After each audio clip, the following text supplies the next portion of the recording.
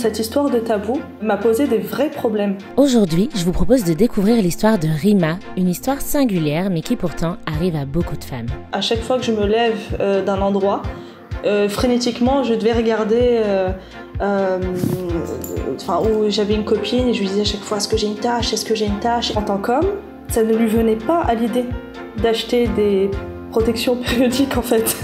Lorsque Rima a eu ses premières règles, ce n'était pas un tabou pour elle. Mais avec les années, ce dernier s'est installé malgré elle, au point de ne pas oser demander à son père de lui acheter des protections périodiques, malgré ses règles abondantes.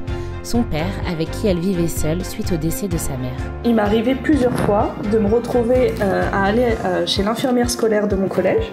Je suis obligée de mettre 2 serviettes, une devant et une derrière. Une douleur pas possible. Évidemment, quand on a mal comme ça, c'est impossible de se concentrer pour réviser. Actuellement londonienne, Rima nous raconte aussi la différence de devenir mère à Londres comparée à la France. Les frais de garde pour la crèche par exemple font que la plupart du temps, les femmes en fait ne reprennent pas le travail pendant des années. Bienvenue dans la Monstro Story de Rima. Une petite note avant de démarrer l'écoute de cet épisode. Je suis désolée, vous allez m'entendre la voix cassée. J'étais malade, je perdais ma voix au moment de l'enregistrement et je ne voulais pas décaler ce rendez-vous qu'on a galéré à poser pendant 1 an avec Rima. Bon, ça tombe bien, ce n'est pas moi la personne qui parle le plus, donc j'ai maintenu ce rendez-vous. Je vous remercie par avance pour votre compréhension et je vous souhaite une très bonne écoute. Bonjour Rima. Bonjour. Merci beaucoup d'avoir accepté mon invitation à participer à Monstro Story. Alors pour la petite histoire, tu es quand même l'une des premières à m'avoir répondu lorsque j'ai proposé à des personnes de ma communauté de participer à Monstro Story. Rima, pour commencer cet épisode de Monstro Story, donc pour rappel pour les personnes qui nous écoutent, Monstro Story, le but c'est de donner la parole à des femmes et à des personnes menstruées pour parler d'événements autour de leur vie liés à leur cycle. Est-ce que, avant de parler du cycle, on va commencer juste à parler de toi. Est-ce que tu peux te présenter, s'il te plaît ? Oui, alors je m'appelle Rima, j'ai 30 ans, j'habite en Angleterre depuis un peu moins de 2 ans et je suis maman d'un petit garçon de 2 ans. Super, t'es où en Angleterre ? À Londres. Ok, on parlera un peu de ça aussi, ça va m'intéresser. Quand tu m'as écrit, tu m'as parlé de tes règles qui étaient assez difficiles dans l'adolescence.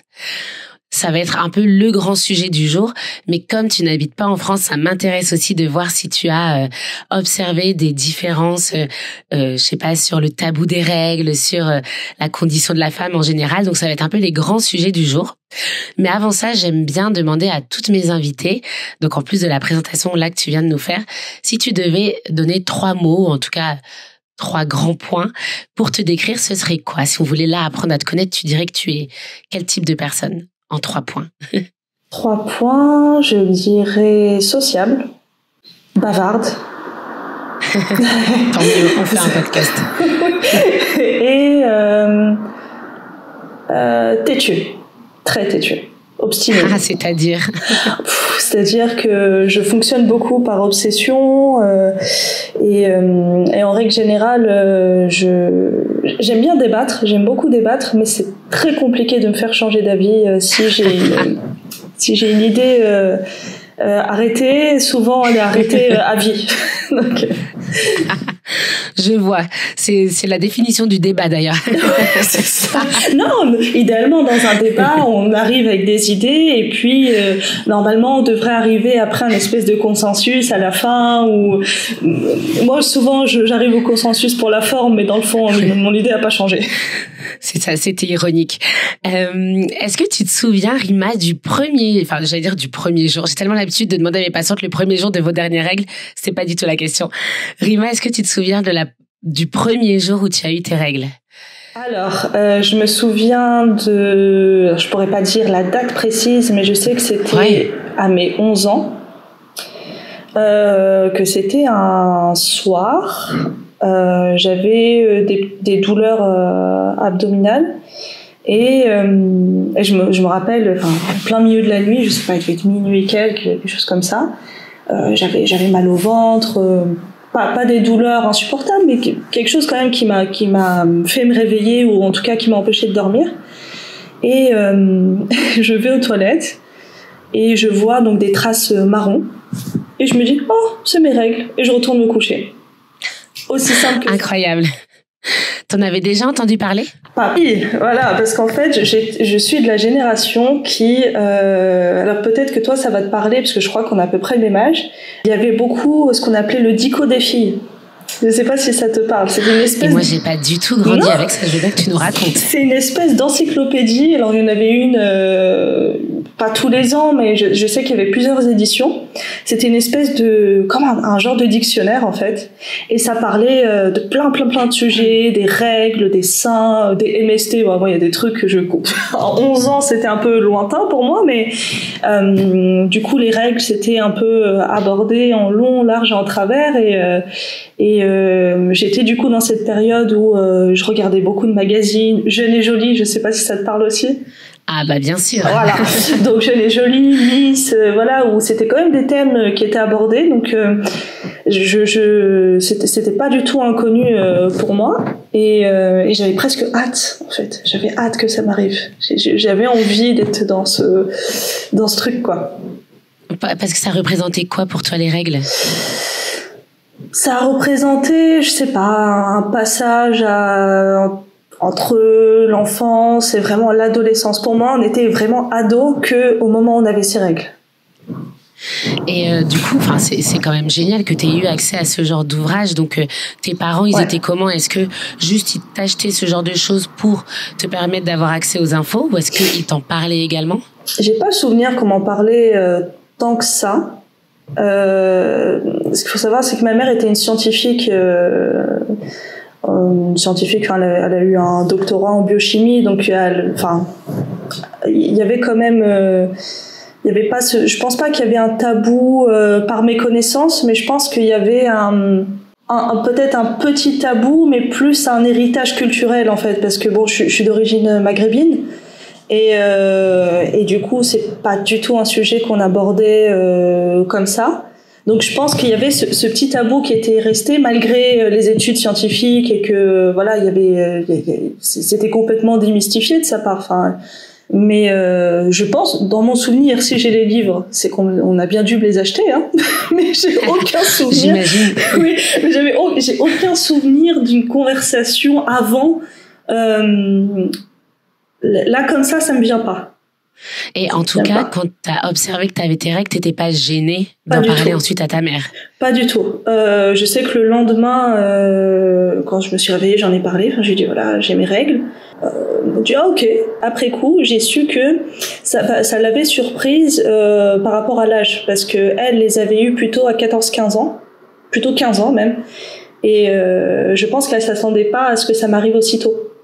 Ça avait été un petit peu, je sais qu'elle en avait parlé un peu à ses sœurs en disant Rima, ses règles, je comprends pas, c'est bizarre, moi je les ai eues à 15 ans, enfin ça lui arrive quand même tôt, mais à part ça non, à part ça je me souviens juste par contre que quand je lui avais dit voilà, j'ai mes règles, elle m'avait dit bon bah du coup maintenant concrètement tu peux tomber enceinte, donc voilà.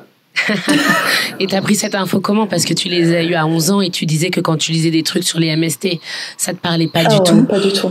Elle t'a dit ça, mais tu t'es dit oui, bon, ok, mais de toute façon... C'était plus ça. Oui, c'était vraiment mais bon, dans l'absolu, pour tomber enceinte, il faut faire des trucs que j'ai pas forcément... Ouais, c'était un peu abstrait par contre. C'est vrai que de m'imaginer, de me dire, donc là, à 11 ans, concrètement, je pourrais être enceinte... non, en fait, pour moi, les règles à ce moment-là, c'était juste un passage à la vie d'adolescente.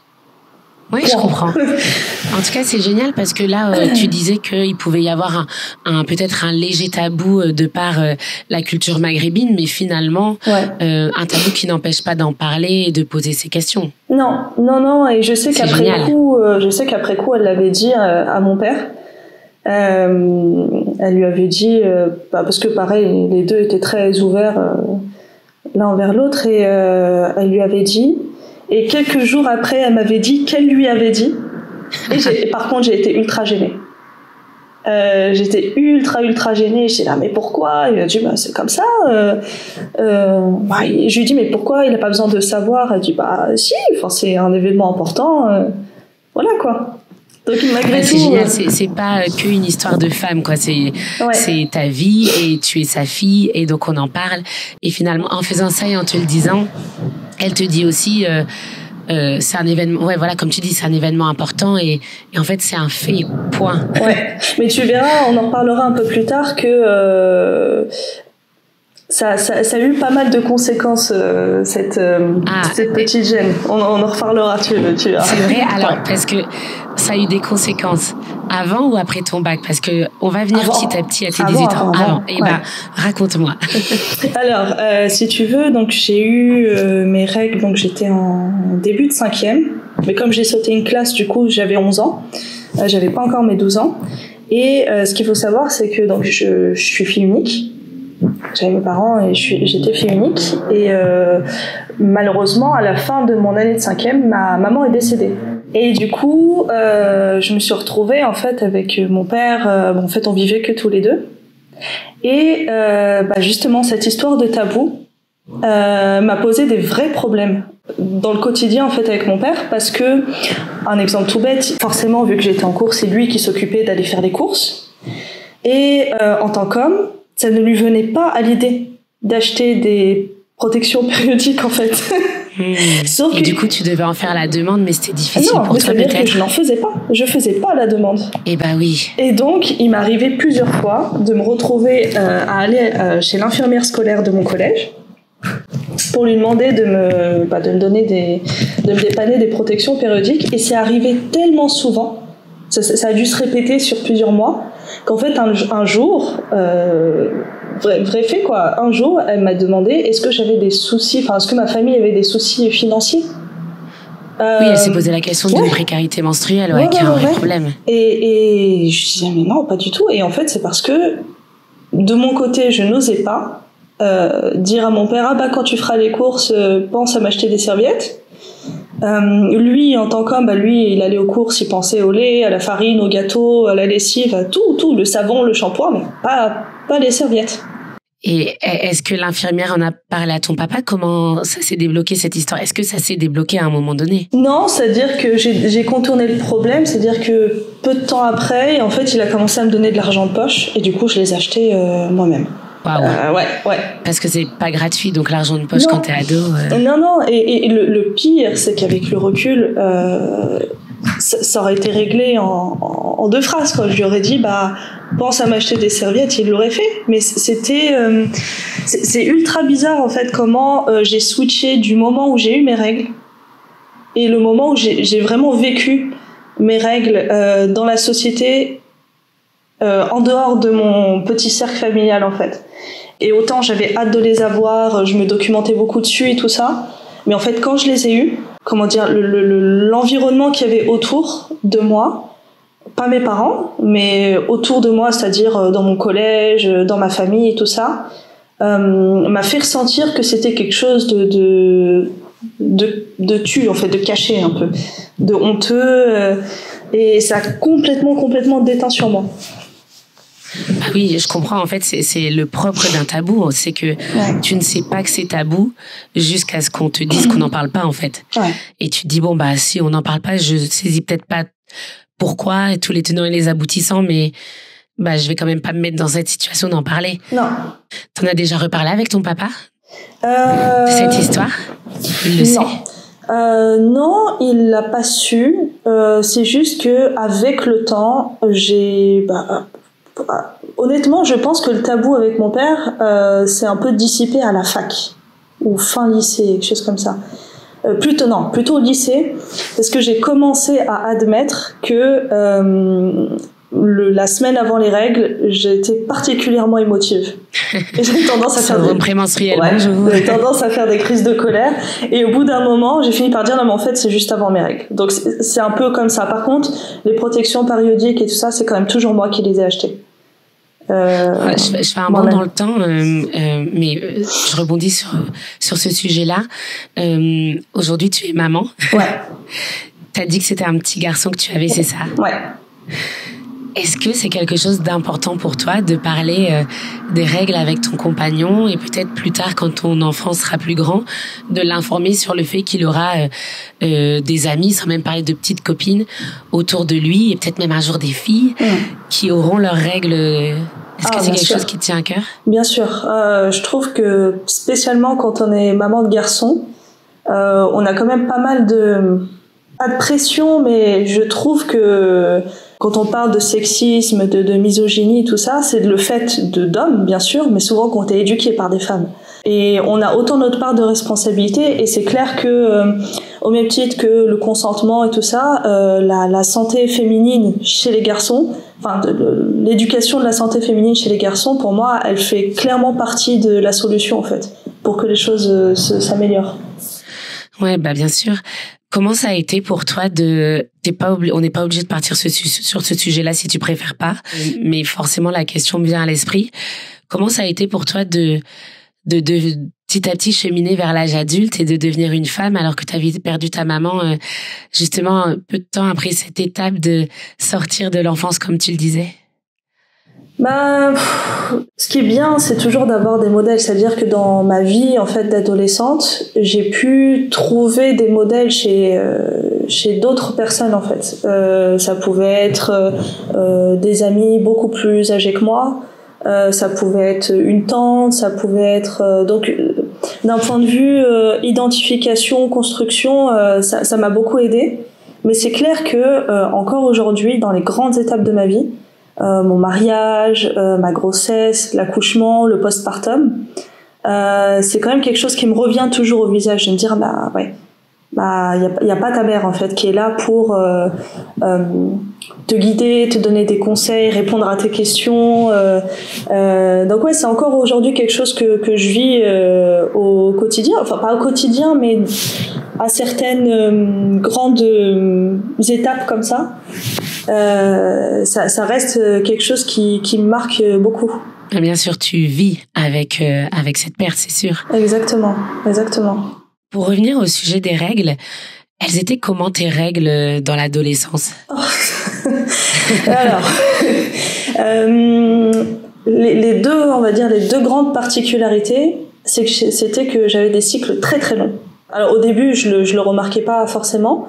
Mais quand un peu plus tard j'ai noté mes cycles, j'étais entre 40 et 45 jours de cycle. Oui, donc c'est long. C'est très long. Et des règles très abondantes.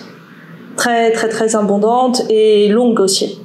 C'est très bien quand on doit acheter soi-même en plus ses protections, ça devait te faire beaucoup de protections. Bah, c'est simple, la nuit par exemple, et encore aujourd'hui j'ai gardé ce réflexe, je suis obligée de mettre 2 serviettes, tu sais, une devant et une derrière. Parce que, alors je sais pas si c'est particulier ou si voilà, mais moi j'ai mon flux dans la nuit qui me remonte quasiment jusqu'en bas du dos.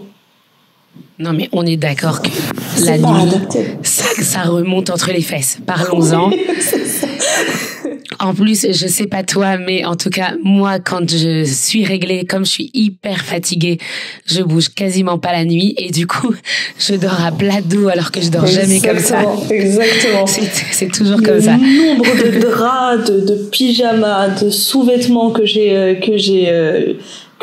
taché comme ça, et après je me suis dit non mais en fait tu vas mettre 2 serviettes, une devant une derrière, et puis ça va le faire. Et c'est vrai que depuis que je fais ça, ça fonctionne, et j'ai encore de temps en temps des petites fuites, même encore aujourd'hui, mais beaucoup moins qu'avant. Je pense que cette astuce, plein de monde qui nous écoute va l'essayer. Maintenant, j'ai vu que, j'en ai vu en tout cas en Angleterre, qu'ils font vraiment des serviettes ultra longues, vraiment qui montent du haut du pubis jusqu'en bas du dos. Il y a même de plus en plus de femmes qui achètent, tu sais, ce qu'elles appellent vulgairement des couches, le tout intégré en fait de slips qui peuvent être utilisés pour les fuites urinaires ou en postpartum pour mettre ça et un peu en mode bon c'est bon en fait.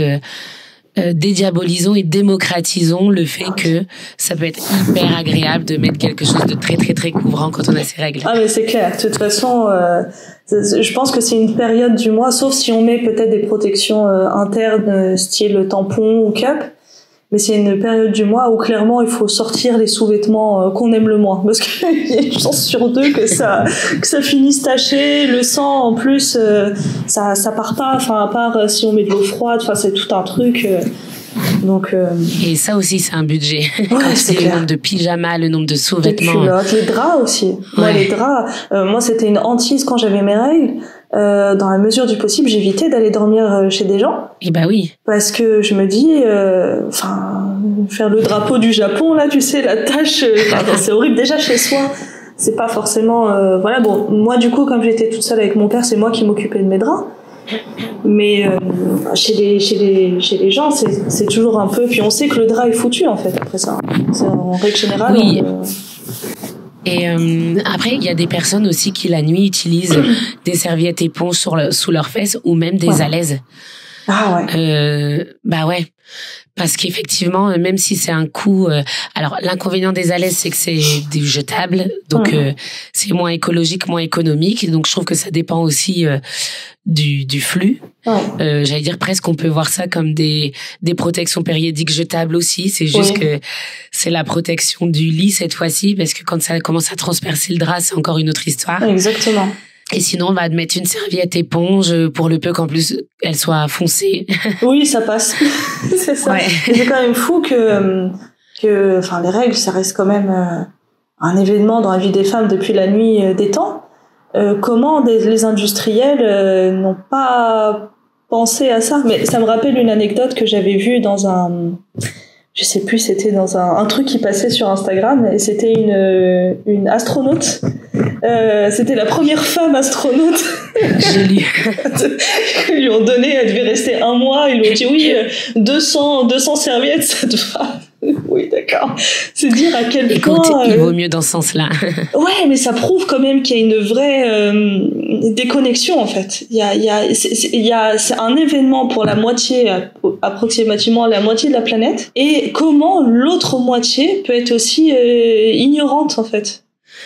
Et tu sais quoi, en t'écoutant, j'ai envie de te demander, parce que finalement, il y a autant de cycles que de personnes menstruées. Ouais. Je pense que ça pourrait être intéressant parce qu'on se rend pas compte de ce que les autres personnes vivent.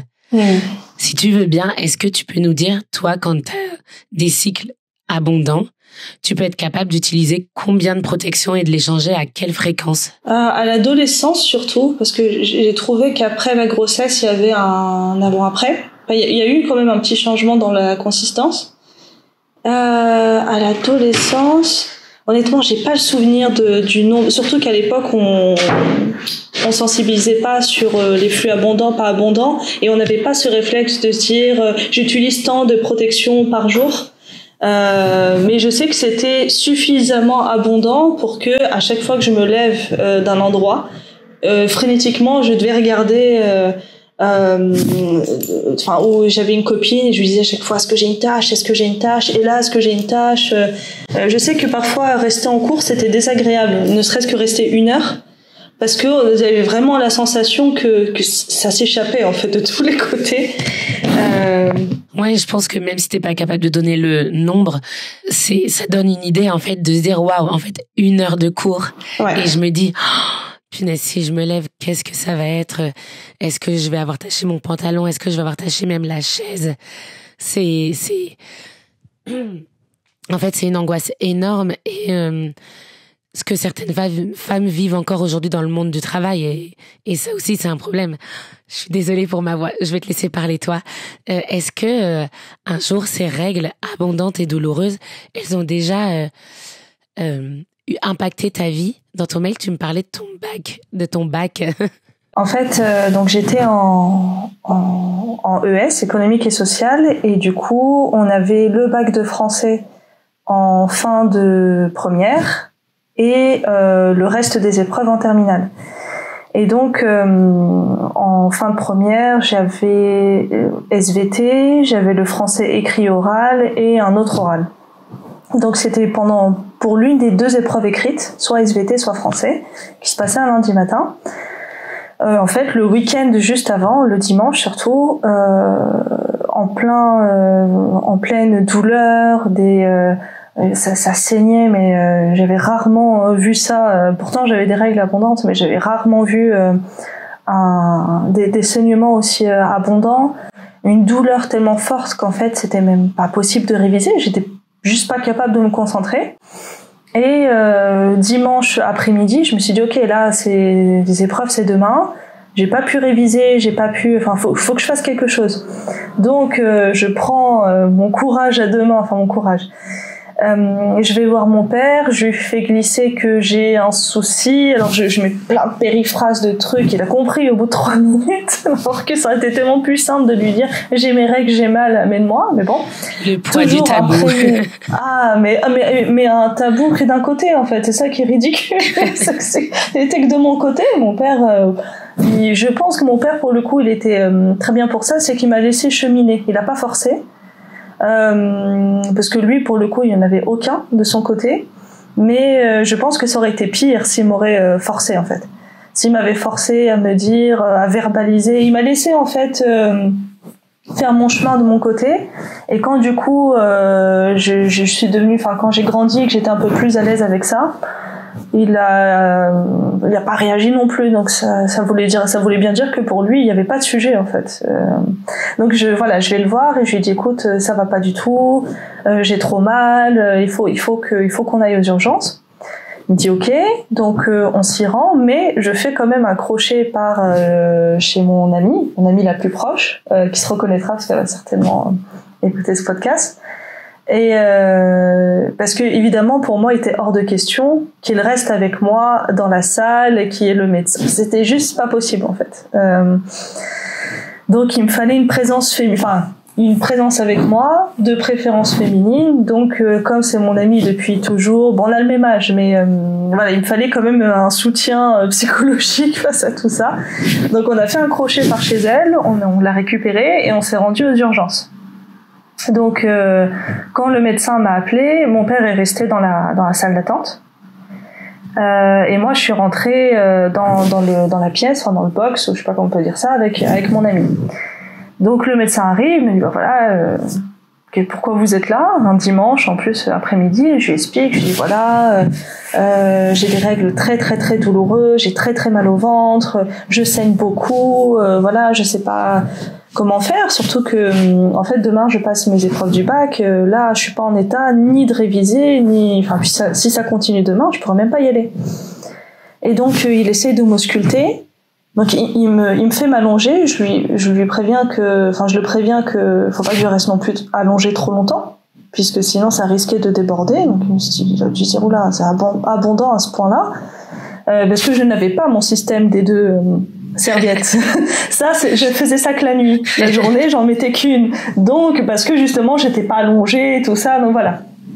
Donc, je l'ai vu faire un peu les gros yeux en mode, mais attends, c'est à ce point-là. Donc voilà, il essaie de m'ausculter, mais en fait, c'était tellement douloureux que même dans la zone abdominale, ça me faisait mal. Enfin, j'arrivais même plus, en fait, à identifier où ça me faisait mal exactement. J'avais mal dans le bas du dos, j'avais mal partout, vraiment partout.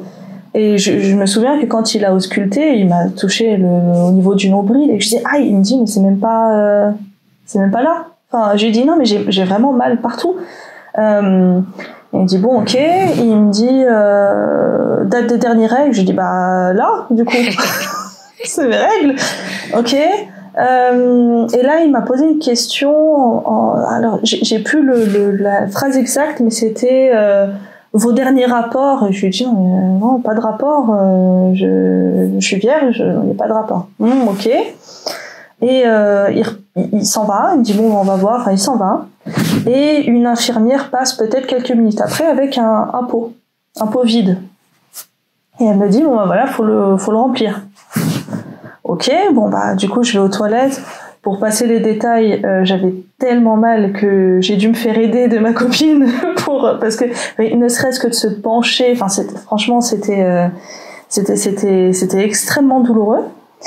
Et donc j'arrive à mettre dans le petit pot, et l'infirmière repasse quelques minutes après pour récupérer le pot, et je lui dis mais du coup ça sert à quoi, c'est pour analyser quoi? Et elle me dit bah c'est pour voir s'il y a une grossesse. Je dis mais t'as pas compris ce que je lui ai dit, je crois.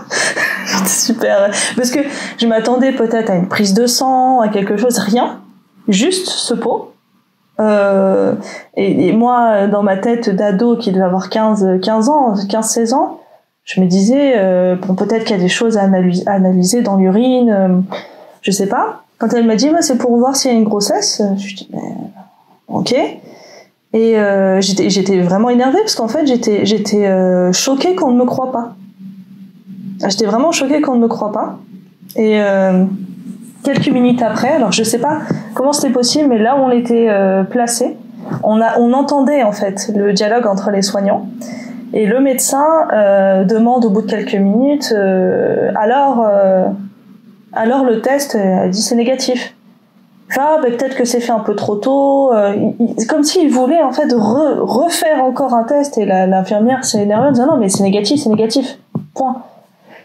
Donc j'étais là, je me dis bon ok. Et quelques minutes après, le médecin revient dans la pièce et il me dit du coup oui vous êtes pas enceinte quoi. Je lui dis mais je vous ai dit que je comprends pas. Je vous ai dit que alors, maintenant après coup avec des yeux d'adulte, je comprends que effectivement certainement beaucoup de filles cachent leurs relations sexuelles quand on leur demande, elles disent non puis finalement il y a bien une grossesse donc maintenant, avec des yeux d'adulte, je peux le comprendre. Oui, et en tant que soignant, je suis désolée, ma voix part. En tant que soignant, on peut aussi parfois, en fait, juste expliquer. J'entends ce que vous dites. Je suis désolée, presque médicalement parlant. Après, vous avez le droit de dire non, bien évidemment. Mais médicalement parlant, en fait, je suis obligée, face à une douleur pelvienne, d'éliminer une grossesse. Et tu sais aussi, pour le coup, il y a certaines femmes qui ne savent pas toujours comment on fait pour tomber enceinte. Ouais. Et donc, mais en fait, là-dessus, c'est vrai que il y a juste pas eu de dialogue. Il t'a dit, est-ce que c'est vos derniers rapports? Il n'y en a jamais eu. Ok, on fait un test de grossesse. Oui, c'est ça.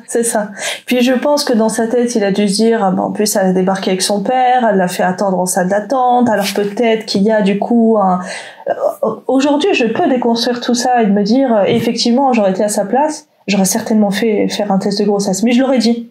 C'est peut-être ça, peut-être la nuance. Je l'aurais dit, en fait. Alors que là, c'était plus... je l'ai vraiment ressenti comme un « ouais, d'accord, allez, bon, on va lui faire un test parce que à tous les coups, elle nous ment, quoi. » Et donc, il est revenu et en fait...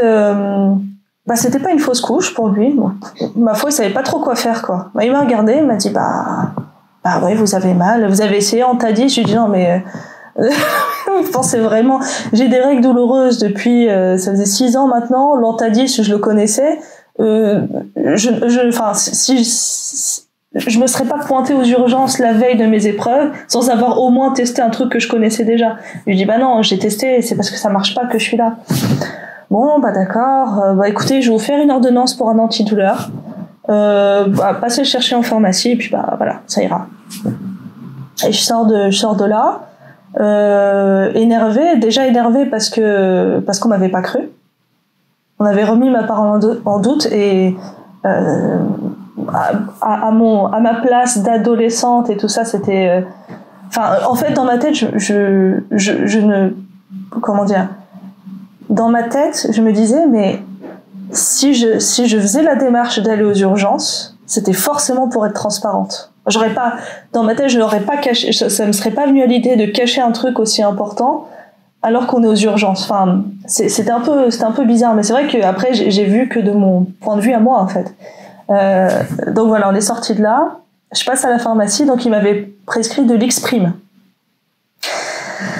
Je vais à la pharmacie de garde parce que c'était un dimanche soir et donc la pharmacienne me dit oui, alors par contre, c'est un médicament qui provoque des somnolences. Je dis, attendez, moi, on m'a prescrit ça pour mes épreuves de bac. Enfin, non, ne prenez pas ça avant d'aller au bac. Hein. Enfin, c'est vraiment, ça provoque des somnolences. Et même pour certains, ça peut donner des étourdissements, ça peut donner des malaises. Donc, je me suis retrouvée, en fait, le dimanche soir, en me disant, bon, je vais aux urgences. On ne me croit pas. Visiblement, il n'avait des solutions à m'apporter que si ça avait été une fausse couche. Douleur des règles, voilà. Et en plus de ça, je lui spécifie que c'est parce que j'ai des épreuves le lendemain, donc il fallait que je sois opérationnelle, et il me file un truc qui concrètement, si je le prends, me met KO. Donc, je suis rentrée chez moi carrément dépitée et par chance, les douleurs ont fini par passer dans la soirée et j'ai pu passer mes épreuves le lendemain. Mais je m'étais dit, mais si mes douleurs avaient continué, en fait, il serait passé quoi? Et il s'avère que quelques mois après, j'ai dû prendre de l'Xprime pour autre chose, pour une autre douleur. Et effectivement, j'ai fait un malaise. Donc, si je les avais pris au moment de mon épreuve, bah, j'aurais juste raté mon épreuve. C'est peut-être une question trop indiscrète. T'es pas obligé d'y répondre de nouveau. Est-ce qu'il a voulu faire un examen gynécologique ou pas? Non, dans mon souvenir, je ne pense pas. Non, je pose la question parce que c'est important de le souligner et c'est important de le rappeler pour les personnes qui nous écoutent et je sais qu'il y a aussi beaucoup de personnes qui me suivent qui sont mamans de jeunes filles plus ou moins grandes et parfois grandes justement et voilà, informer sur le consentement, c'est hyper important en fait que si c'est pas alors on peut parfois dans certains contextes faire des examens gynécologiques chez des jeunes filles vierges parce que ça n'enlève pas la virginité vu que la virginité c'est un acte sexuel mais on parle de cas où c'est vraiment nécessaire et urgentissime et consenti bien évidemment. Donc c'était non dans ce cadre-là, j'ai déjà eu des violences gynéco d'autres moments. À un autre moment, parce que par chance ça m'arrivait qu'une fois, mais pas dans ce cadre-là. J'ai pas le souvenir qu'il ait demandé à faire une échographie endovaginale ou non. Est-ce que t'as envie de parler de cet épisode de violence ou pas forcément? Je peux. Honnêtement, j'ai pas spécialement de tabou là-dessus. Mais en fait, j'arrive plus à situer si c'était avant ou après. Il me semble que c'était avant. Avant, je devais être en début de lycée, peut-être en seconde ou alors en fin de collège. Et en fait, j'avais des pertes un peu bizarres. Je sais pas comment. C'était un peu étrange. C'était ultra gélatineux en fait. C'était pas liquide, c'était très très très gélatineux. Et mon médecin généraliste m'avait dit bon bah écoute, moi c'est hors de mes compétences, donc il faudrait aller voir une gynéco pour ça. Donc je prends rendez-vous chez une gynécologue, j'y vais. Encore une fois, on est encore dans le contexte où j'ai perdu ma mère déjà. Donc en fait, et pour moi c'était des rendez-vous, il était pas question d'y aller avec mon père, et j'avais pas d'autres adultes de référence, enfin mes tantes habitaient très loin et tout ça, donc bon bah en fait très tôt beaucoup de trucs de ma santé j'ai dû les gérer toute seule en fait, faute d'avoir ni une grande sœur ni une tante à proximité. Et donc je vais chez la gynéco et c'était une gynéco obstétricienne.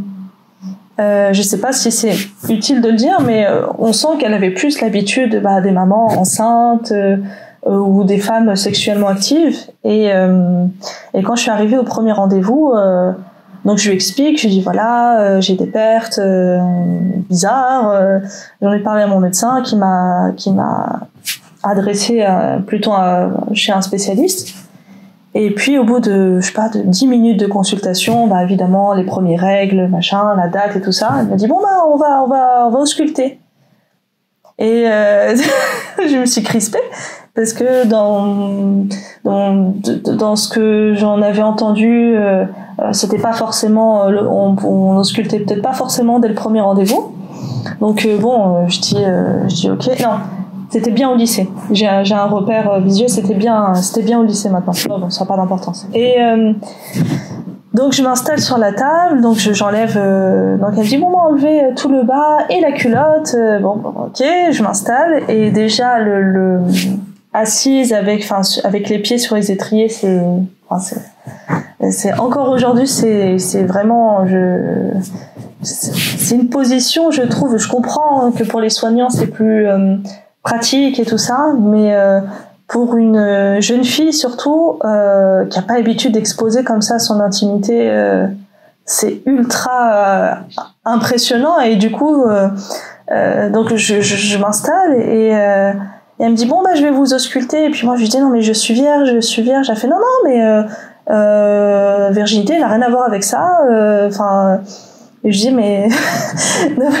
en fait, je pense que dans sa tête, elle devait se dire elle me dit ça pour pas que je transperce son hymen. Alors que pas du tout. Moi, c'était dans le sens en fait, j'ai même pas l'habitude d'être touchée à cet endroit-là. Mais bien sûr.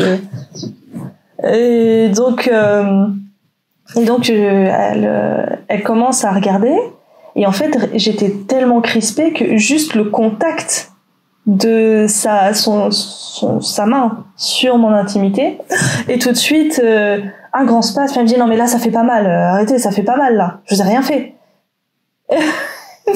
Donc j'ai passé un peu la séance comme ça, ultra crispée. Elle me dit bon alors je vais vous montrer du coup, enfin je vais vous dire un peu toutes les parties de votre corps, enfin de votre intimité, donc avec un petit c'était pas un spéculum, mais avec un petit elle a pas fait avec ses mains, mais avec un petit Comme un coton-tige.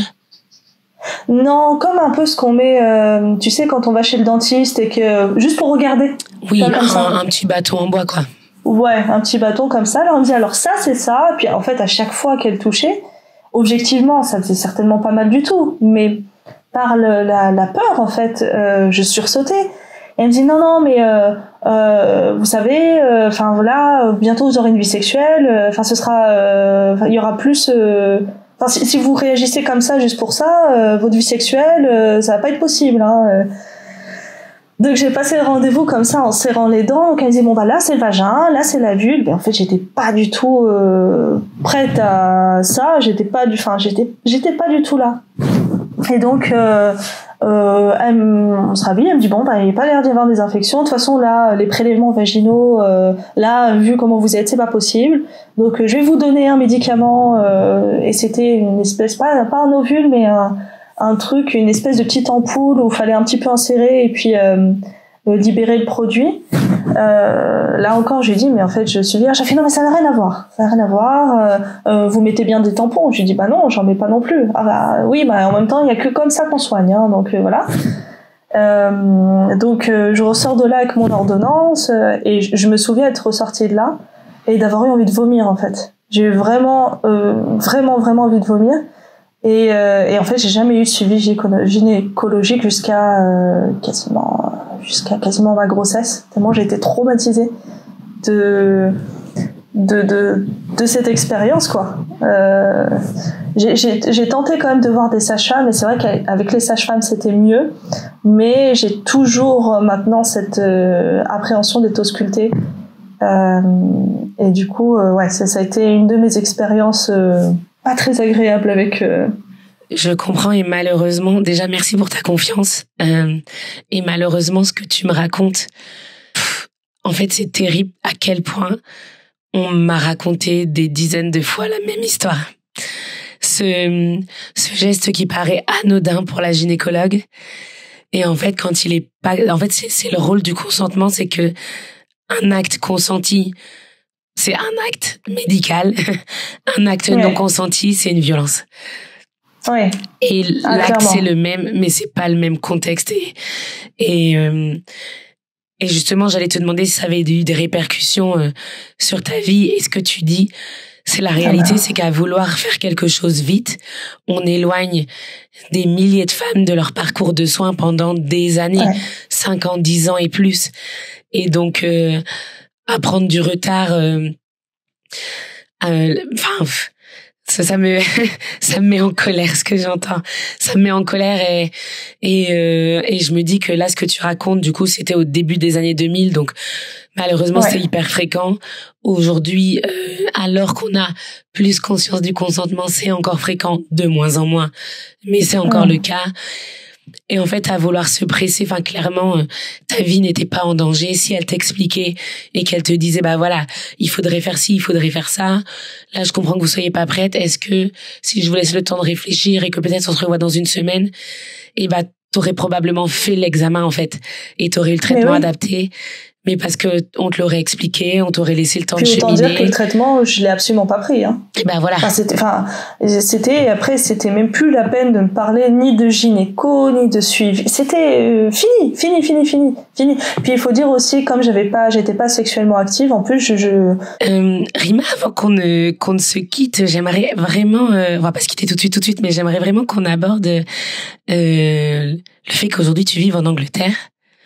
Peut-être que tu as observé aucun changement, ça peut être une réponse, mais est-ce que tu as observé que la manière dont les femmes parlaient des règles, du cycle, etc., c'était différent?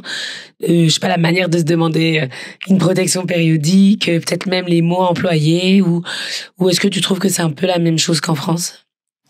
J'ai pas noté, en tout cas d'un point de vue des règles, j'ai pas noté de différence particulière. C'est plus sur le côté vie de maman, où je trouve qu'il y a des petites différences. Un congé maternité de 1 an ici comparé à 2 mois et demi, là par exemple. Ouh là là, quelle chance. Ah ouais. Non, vraiment là-dessus. Mais l'après est quand même mieux en France qu'ici. Les coûts pour... C'est-à-dire les coûts, par exemple, pour... si on prend l'accouchement, par exemple, en Angleterre, si on reste dans le système public, on reste à peine 24 heures et on rentre chez soi. À peine. Des fois, c'est même 12 heures. Mais parce qu'en parallèle, il y a tout un réseau de sages-femmes qui se déplacent à domicile. Donc bon, finalement, l'un dans l'autre, c'est pas forcément moins bien ou meilleur. Mais le congé maternité est plus long. Donc ça, c'est un point plus avantageux. Par contre, les frais de garde pour la crèche, par exemple, font que la plupart du temps, les femmes en fait ne reprennent pas le travail pendant des années. Parce qu'en fait, pour donner un exemple, 5 jours de crèche pour un bébé de moins de 2 ans, donc on va dire une semaine complète, c'est environ 1500 pounds. Et il n'y a pas de CAF, il n'y a pas d'aide. C'est seulement à partir de 3 ans seulement il peut y avoir une petite compensation, ou petite ou plus grosse, mais on va dire jusqu'aux 3 ans. En fait, la plupart des mamans ne reprennent pas du tout. Oui, donc forcément, ça crée des inégalités. Bah oui, ça creuse les inégalités de salaire, les inégalités dans la carrière. Donc quand tu fais un enfant, tu sais que tu mets une pause sur ta carrière, quoi. Et c'est pour ça qu'ici, surtout à Londres, la moyenne d'âge pour le premier enfant, c'est après 35 ans. Ouais. Là, par exemple, dans la crèche où j'emmène mon fils, donc j'ai 30 ans, mon mari a 30 ans, et on est des parents très jeunes. La moyenne d'âge autour de nous, c'est facile, 5 à 10 ans de plus que nous, avec des enfants du même âge. Parce qu'en fait, il faut être vraiment bien établi professionnellement, financièrement, pour se permettre d'avoir des enfants. Et souvent, ce qui se passe, c'est que les femmes attendent d'avoir 35 et plus et enchaînent. Elles font peut-être 2 ou 3 enfants, mais avec très très peu d'écart d'âge pour compresser au maximum ce temps mort quoi de leur carrière et reprendre après 40 ans. Et voilà, les enfants sont à l'école. Est-ce que ça joue à l'embauche? Est-ce que tu as l'impression que du coup, quand tu postules en tant que femme en Angleterre, là, je t'ai pas demandé, toi, tu travailles, tu es dans une entreprise actuellement. Est-ce que les personnes qui embauchent, du coup, sont frileuses à l'idée d'engager des femmes en se disant que, en fait, le jour où elles auront une grossesse, elles seront pas absentes ces semaines comme en France, quoi. Non. J'ai pas l'impression... ici, ils prennent très, très à cœur la discrimination.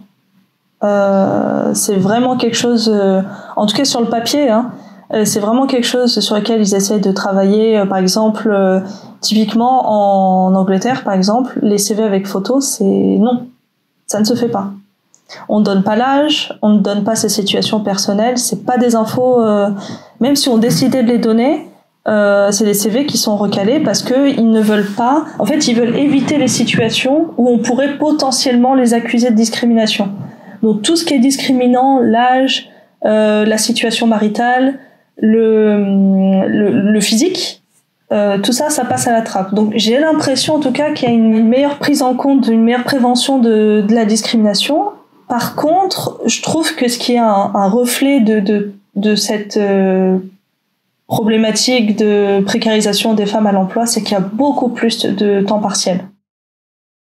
Beaucoup plus.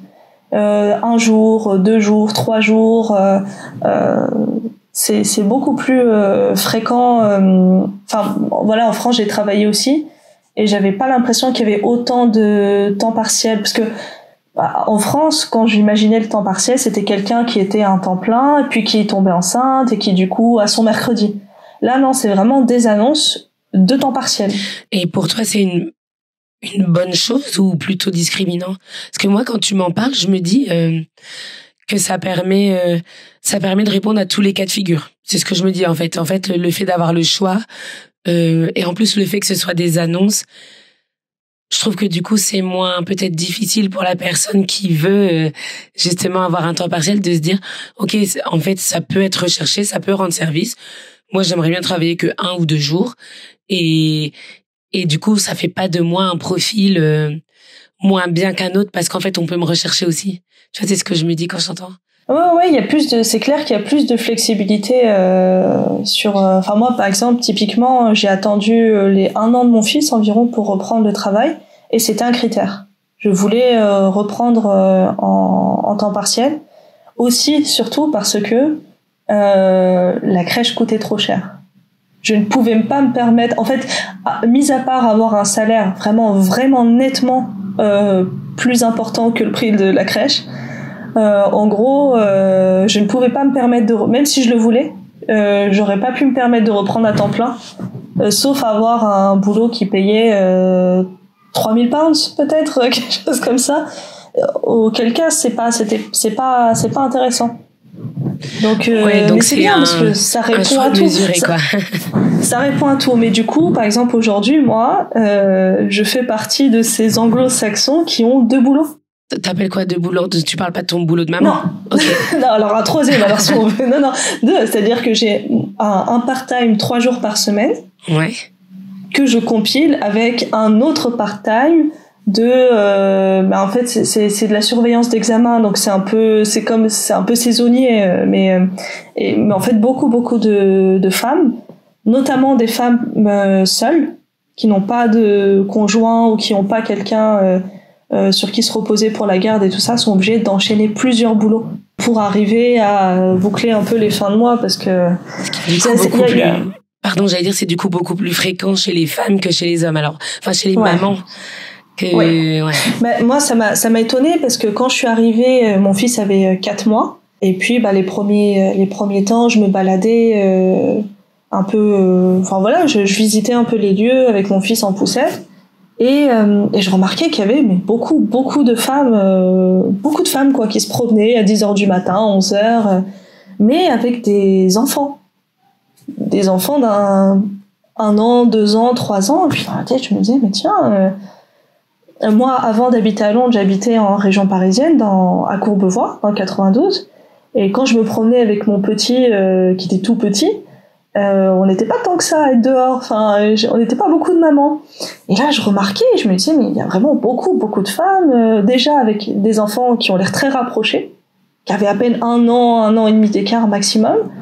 Et avec des enfants où ils avaient facilement 3 ans, qui avaient l'air d'avoir un peu plus, et je me disais, tiens, et en fait, après j'ai compris. C'est-à-dire que la combinaison de les frais de crèche qui sont très chers, plus l'école ici qui commence plus tard.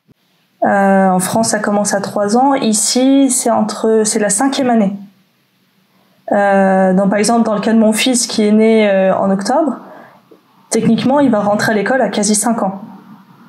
Et du coup, tous ces facteurs font que beaucoup de femmes, quand elles font leurs calculs, sont mieux à s'arrêter de travailler pendant une bonne partie, parce que pareil à l'école primaire, ce qu'il faut savoir, c'est que l'école commence à 9h et finit à 15h.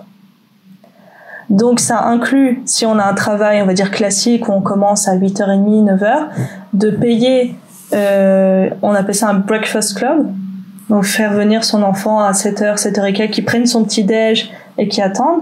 Et les after school club, donc de 15h à 17h, 17h30 grand max, voire 18 pour certaines écoles.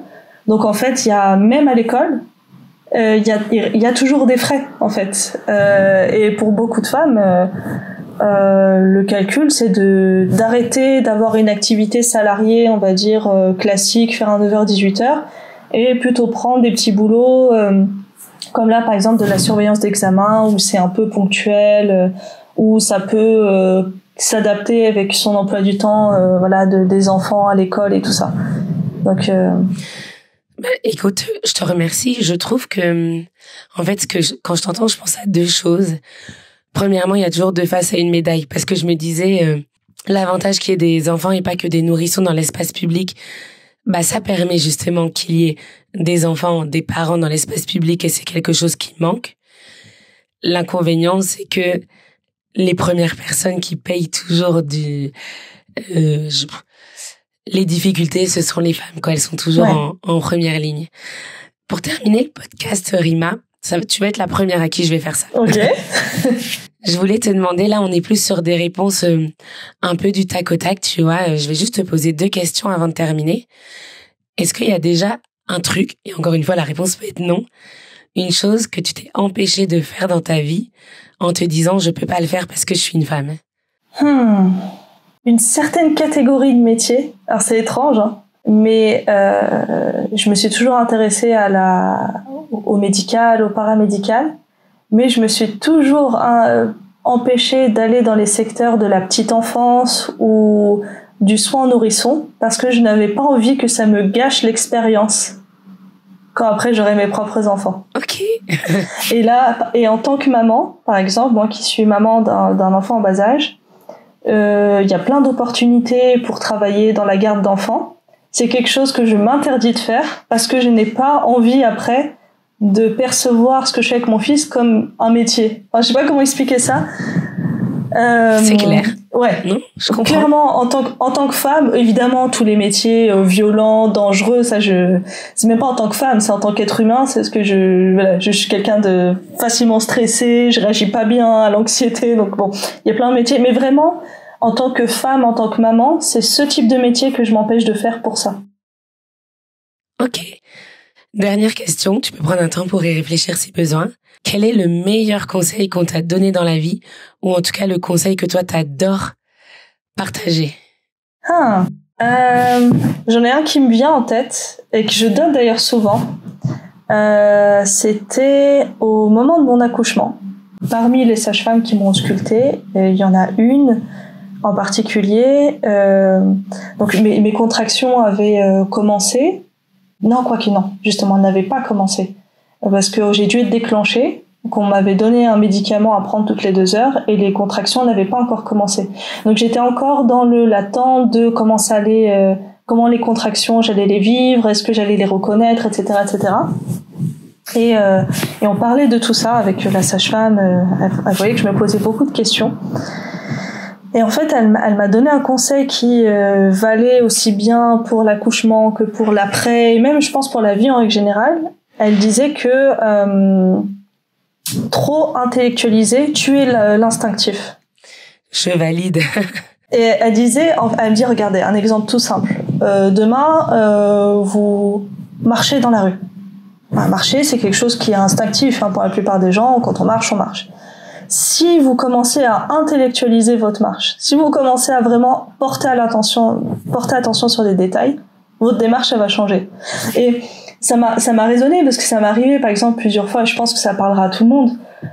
Je sais pas, on marche quelque part, et puis il y a quelqu'un qu'on connaît ou qu'on veut éviter qui est à côté, qu'on se dit, attends, il faut que je marche naturellement, et c'est là, on a la démarche la plus, pas naturelle, et c'est le meilleur moment, c'est la meilleure solution pour trébucher alors qu'on l'aurait jamais fait, ou voilà.